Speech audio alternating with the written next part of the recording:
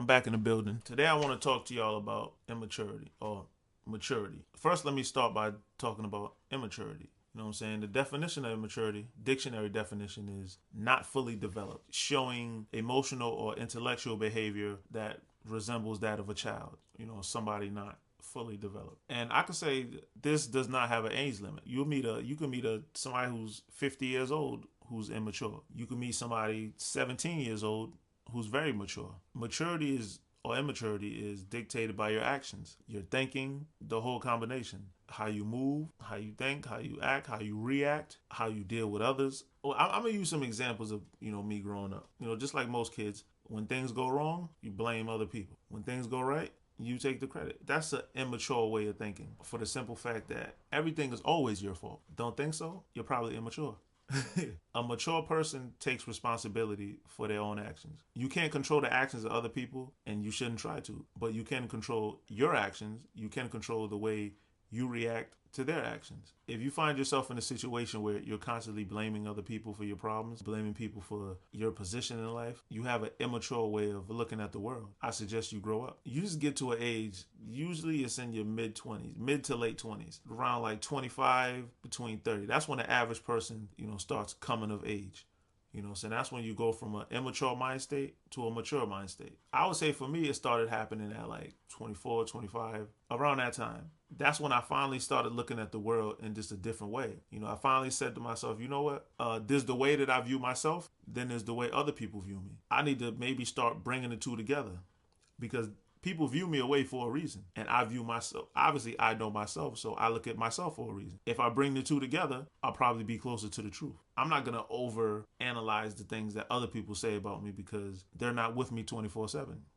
But at the same time, psychologically, human beings, we're a lot nicer and fairer with ourselves than we are for anybody else. You have to take other people's opinions into consideration, because they'll notice things about you that you may not notice, because again, we're a lot nicer to ourselves than we are to other people. We may notice a behavior in somebody else and say, wow, that was real fucked up. What I'm saying? We'll do the exact same thing and be like, oh, well, it wasn't that bad.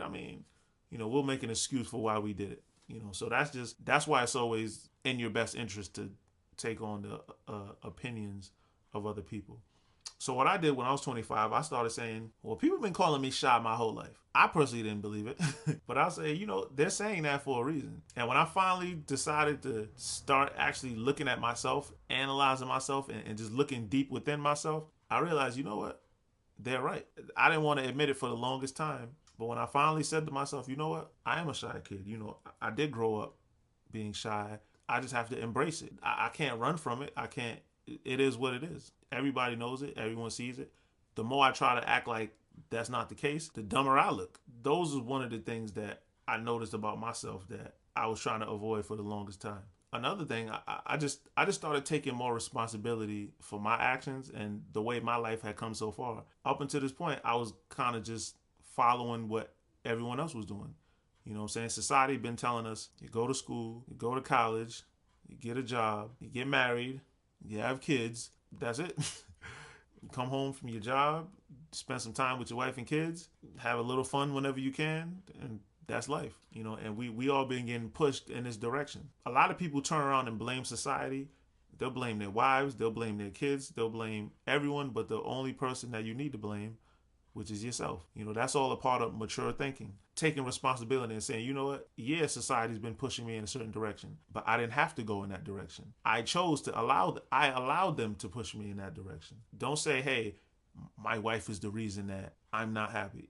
You're the reason that you're not happy. Nobody forced you to marry her. No one forced you to go and have kids. A lot of people even blame their kids. Like, oh, if it wasn't for my kids, I'll have more money to chase my goals and my accomplishments. But again, truth is, who forced you to have kids? Nobody. That was your decision. Some people want to blame their parents. Or my parents, they pushed me in this direction. It's their fault. No, you didn't have to listen to your parents. You chose to listen to your parents. Maybe you didn't have any other ideas, so they was doing it out of love, trying to push you in a certain direction when they seen you didn't have one of your own. Again, this is all goes into mature thinking. This taking responsibility is the number one character trait of somebody who's mature. They don't blame other people for their problems. They don't blame other people for their situations in life. They take responsibility and they make the correct changes if need be. I think the world would be a lot better place if people started looking themselves in the mirror and saying, you know what?